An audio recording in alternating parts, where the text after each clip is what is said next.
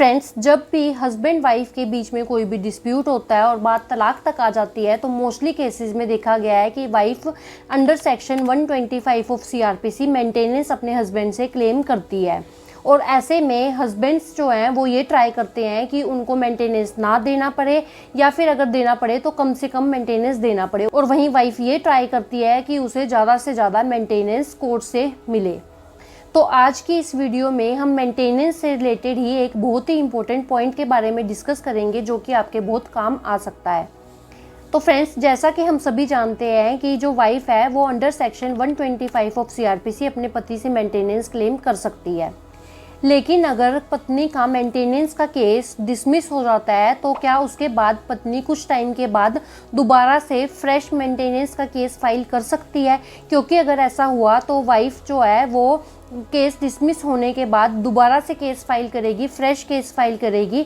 और जो ये मेंटेनेंस का केस फाइल करने की प्रक्रिया है ये जब तक चलती रहेगी जब तक कि पत्नी को मेंटेनेंस नहीं मिलता है। तो क्या कानून इसकी इजाज़त देता है?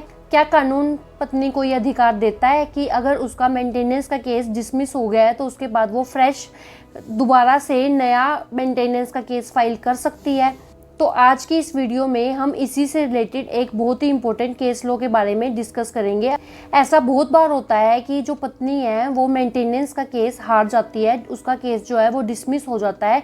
उसके थोड़े टाइम के बाद जो वाइफ है वो दोबारा से मेंटेनेंस का केस फाइल कर देती है। तो आज की इस वीडियो में हम यही बात करेंगे कि इससे रिलेटेड क्या लॉ पॉइंट्स हैं, और इलाहाबाद हाई कोर्ट का एक बहुत ही इंपॉर्टेंट केस है जिसमें इन सारे पॉइंट्स को डिस्कस किया गया है, उस केस को भी हम डिस्कस करेंगे। तो फ्रेंड्स, मैं हूं एडवोकेट ज्योति और आप देख रहे हैं हमारा चैनल लीगल स्टोर हाउस। अगर आपने अभी तक हमारे चैनल को सब्सक्राइब नहीं किया है तो चैनल को सब्सक्राइब कर लें और बेल नोटिफिकेशन को ऑन कर लें, क्योंकि लॉ से रिलेटेड ऐसी इंपॉर्टेंट इन्फॉर्मेशन हम आपके लिए लेके आते रहते हैं। तो फ्रेंड्स, बिना किसी देरी के शुरू करते हैं आज की इस वीडियो को।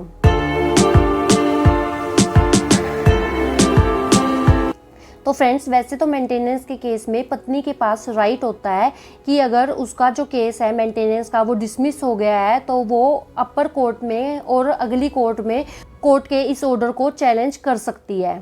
ऐसे में पत्नी या तो अपील फाइल कर सकती है या फिर रिवीजन फाइल कर सकती है।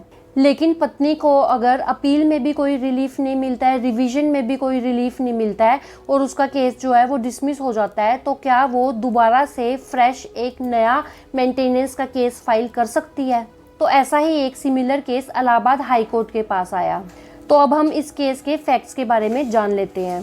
वाइफ जो है वो 125 सीआरपीसी का केस फाइल करती है। ये केस मजिस्ट्रेट कोर्ट के पास पेश किया जाता है क्योंकि उस टाइम तक फैमिली कोर्ट नहीं होती थी।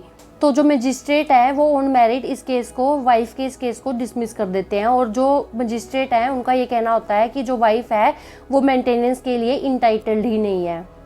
उसके बाद जो वाइफ है वो सेशन कोर्ट में इस ऑर्डर के अगेंस्ट जाती है, लेकिन वहाँ पर भी इस केस को डिसमिस कर दिया जाता है। और इस केस के डिसमिस होने के कुछ टाइम के बाद जो वाइफ है वो दोबारा से फ्रेश मेंटेनेंस का केस फाइल करती है। और इस बार वो केस में कुछ चेंजेस करती है, नए सर्कमस्टेंसेस डालती है, नए एविडेंसेस डालती है, जिसके चलते मजिस्ट्रेट इस बार उस वाइफ की एप्लीकेशन को अलाउ कर देते हैं और उसको मेंटेनेंस दिलवाया जाता है। और जो कोर्ट है वो पत्नी के फेवर में मेंटेनेंस फिक्स कर देती है। और उसके बाद जो पति है इस ऑर्डर के अगेंस्ट सेशन कोर्ट में जाते हैं और वहाँ पे भी उसकी रिवीजन को डिसमिस कर दिया जाता है। लेकिन इसके बाद भी जो हस्बैंड है वो सेटिस्फाइड नहीं होता है और वो जो है वो रिट पिटीशन फाइल करता है हाई कोर्ट में सेशन कोर्ट के ऑर्डर के अगेंस्ट। और हाई कोर्ट में जो पति हैं वो ये कहते हैं कि वाइफ ने पहले भी 125 सीआरपीसी का केस फाइल किया था और रिवीजन उन्होंने सेशन कोर्ट में डाली थी, लेकिन उसके बाद जो वाइफ है उसने उस ऑर्डर को कहीं पर भी चैलेंज नहीं किया है। उसकी ना ही रिवीजन हाई कोर्ट में डाली है ना ही सुप्रीम कोर्ट में गई है। तो जो वो सेशन कोर्ट का डिसीजन था वो फुल एंड फाइनल ऑर्डर था जिसको चैलेंज नहीं किया जा सकता। तो अब उसके बाद जो पत्नी ने फ्रेश केस फाइल किया है वो मेंटेनेबल ही नहीं है। और इसके अलावा जो पति है वो कहते हैं कि इस इशू को लेके पहले से केस डिसाइड हो चुका है और इसलिए ये रेस जुडिकाटा के अंडर आता है। रेस जुडिकाटा का मतलब होता है कि कोई भी दो पार्टीज के बीच में अगर सेम कोज ऑफ एक्शन को लेकर डिसीजन हो चुका है तो उसी सिमिलर कोज ऑफ एक्शन को लेकर वो दोबारा से केस फाइल नहीं कर सकते। ऐसे में अगर दोबारा से वो केस चलता है तो ये डबल जियोपार्डी होगा। वहीं पत्नी कहती है कि पति ने जो ये रिट पिटीशन डाली है वो मेंटेनेबल ही नहीं है, क्योंकि जो रिट पिटीशन है वो जुडिशियल मैजिस्ट्रेट के ऑर्डर के खिलाफ नहीं डाली जा सकती। इसके बाद जो हाई कोर्ट है वो दोनों पक्षों को, दोनों पार्टीज़ की बात को सुनने के बाद अपना डिसीजन सुनाती है, और दोनों ही पार्टीज़ के पॉइंट्स को सुनने के बाद और उसके बाद जो हाई कोर्ट है वो देखती है कि 125 सीआरपीसी का जो सेक्शन बनाया गया था उसका मेन पर्पस क्या था, किस लिए वो सेक्शन बनाया गया है, ये सब चीज़ें कोर्ट एनालाइज करती है। और उसके बाद देखती है कि इस जो सेक्शन का मेन पर्पस था कि पति जो है वो पत्नी को मेंटेन करे, और अगर वो मेंटेन नहीं करता तो ऐसे में पत्नी जो है वो डेस्टिट्यूट ना हो जाए, इसलिए इस सेक्शन को बनाया गया था। इसके अलावा इस सेक्शन को इसलिए बनाया गया कि ताकि वाइफ को जल्दी से जल्दी मेंटेनेंस दिया जाए। इसके बाद हाई कोर्ट ने कहा कि सेक्शन 125 मेंटेनेंस का जो केस है वो एक समरी ट्रायल है।